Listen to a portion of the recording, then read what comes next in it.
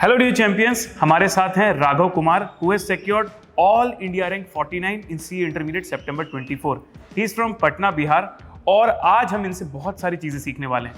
तो राघव, आपने सी intermediate September 24 में ऑल इंडिया रैंक लाई और यहाँ पर हमारे बहुत सारे व्यूअर्स ऐसे हैं जो सी इंटरमीडिएट में अभी अभी एंटर कर रहे हैं। They are targeting rank but they are not able to understand कि ऐसी कौन सी चीज़ें हैं जो उनको रैंक के लिए तैयार करनी चाहिए। तो मैं चाहता हूँ कि आप ऐसे 5 पॉइंट्स बताएं ताकि कोई भी नया बच्चा जो सी इंटरमीडिएट में अभी अभी आया, अगर उसे अभी से पता चल जाए तो he can prepare for rank. Over to. Okay, so hello everyone. तो मेरे 5 टिप्स जैसे सर ने बोला तो ये वो होगा। सबसे पहले, जैसा मैंने पिछले वीडियो में बोला था, सबसे पहले टिप होगा 100% स्ट्रैटेजी, जिसको मैं बोलता हूँ। 100% स्ट्रैटेजी में क्या है, 3 चीज़ें आती हैं। सबसे पहले हो गया 100% कंप्लीशन, आपका सिलेबस जो है पूरा कंप्लीट होना चाहिए। दूसरा हो गया 100% रिविजन और तीसरा हो गया 100% आपने एग्ज़ाम खत्म कर दिया अपना। तो इन तीनों स्टेज पे आपको काम करना है। सबसे पहला स्टेज हो गया 100% कंप्लीशन। तो कंप्लीशन में सबसे बड़ा बात वो है कि आप जब भी कोई लेक्चर देख रहे हो, जैसे किसी का क्लास लिया, जैसे अब मैंने आपका क्लास लिया सर, तो क्या है कि आप उसको बहुत केयरफुली देखो, एकदम ध्यान से नोट्स बनाओ प्रॉपर और उसको रिवाइज करो, तब फिर नेक्स्ट क्लास में जाओ। तो तब जाके आपका एक कंप्लीशन होगा, क्योंकि उसमें आपको फिर कॉन्सेप्ट आएंगे और उसको आप अप्लाई कर पाओगे नए सवालों में, क्योंकि आप इंस्टीट्यूट बहुत सारे नए सवाल पूछ रहे हैं। राइट। तो सबसे पहला जो है ये 100% कंप्लीशन में ये आ गया। दूसरा हो गया 100% रिवीजन। 100% रिवीजन से सर मेरा कहना ये है कि इसमें मल्टीपल रिवीजन्स मतलब एक तो हो गया जब आपने पूरा सिलेबस रिवाइज कर लिया, अगर हो सके तो मिनिमम मतलब 3 रिवीजन होने ही चाहिए ऐसे करके। एक आपका फुल सिलेबस रिवीजन जो आपका 2 मंथ्स बिफोर हो रहा है या 1 मंथ बिफोर हो रहा है, अगर आप दोनों ग्रुप दे रहे हो तो, और एक 15 डेज में ट्राई करो और एक नेक्स्ट जो 3 डेज में ट्राई करो, या फिर जो कि आपको कट डाउन करके 1.5 डेज तक लेके चले जाओ एग्जाम में, क्योंकि आपको जस्ट बिफोर एग्जाम 1.5 डेज ही मिलते हैं। तो 100% रिवीजन का मतलब ये है, कंप्लीशन हमने बात कर लिया, रिवीजन हमने बात कर लिया, और तीसरा जो बहुत इंपॉर्टेंट पार्ट है वो पेपर कंप्लीट करना, 100% पेपर कंप्लीट करना। क्योंकि ये भी होता है कि आपको आता सब कुछ है, जैसे मेरे साथ अकाउंट्स में हुआ था और बहुत लोग साथ होता है, चाहे कॉस्ट के पेपर हो, जैसे सर छूटता ही है, प्रैक्टिकल पेपर बहुत ज़्यादा छूटते हैं। तो इसमें आपको अपना मतलब हैंड राइटिंग भी, प्रेजेंटेशन भी, सबको देखते हुए एकदम और एक्यूरेसी भी, ऐसा नहीं है कि आप जल्दी कर रहे हो तो आप सम्स में गलती कर रहे हो। तो 100% पेपर कंप्लीट करने का मतलब ये है। इसके लिए आप मॉक टेस्ट दे सकते हो। तो ये हो गया पहला टिप थोड़ा बड़ा था। इसके बाद हम अब नेक्स्ट टिप में जाते हैं, जो कि ये अब रिवाइज करने के लिए हम बात करें तो सर इसमें जो मेरे को जो सबसे इफेक्टिव वे लगता है वो एक्टिव रिकॉल मेथड लगता है।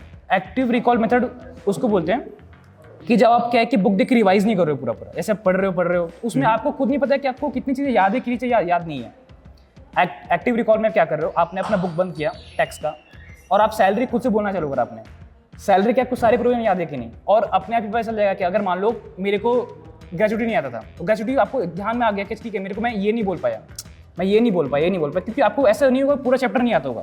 सही बात। उसमें से 20-30%, और आपको जब वो देख रिवाइज करो तो आपको पता नहीं चलेगा कि आपको वो 20-30% कौन सा है।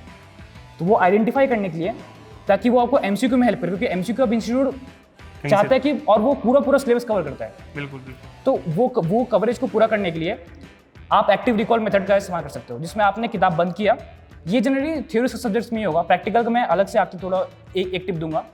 थ्योरी में जैसे ऑडिट हो गया, या फिर आपका इनकम टैक्स हो गया, जीएसटी हो गया, लॉ हो गया। लॉ में भी ये बहुत इफेक्टिव है कि आपको लॉ में कौन कौन से सेक्शन याद थे, आप उस सेक्शन में सारी बातें बोल पाए कि नहीं बोल पाए, 4 बातें बोल पाई, एक नहीं बोल पाए, तो कौन सी एक बात थी। तो आई थिंक इससे अगली बार मुझे कौन से सेक्शन में ज्यादा ध्यान देना है ये भी पता चल जाएगा। Active recall method, second tip. और जो मैं थर्ड टिप के बारे में बोलना चाह रहा हूँ वो प्रैक्टिकल पेपर को लेके, चाहे वो अकाउंट्स हो, चाहे वो एफएम हो, चाहे वो कॉस्ट हो।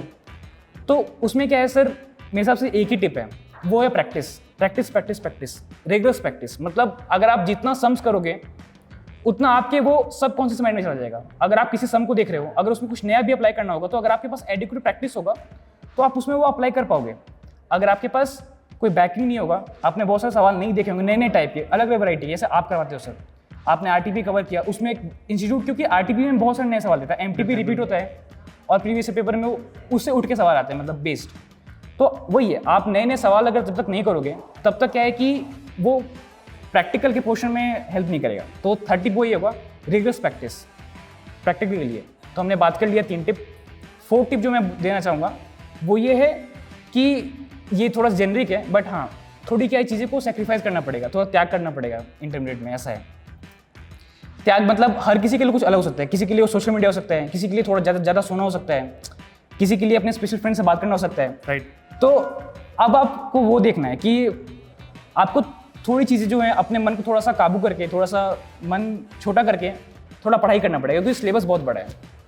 ये सर 4 टिप होगा मेरा। और लास्ट टिप जो मोस्ट इंपॉर्टेंट टिप है कि अपने आप पे बिलीव करना, जस्ट बिलीव इन योरसेल्फ कि आप कर सकते हो।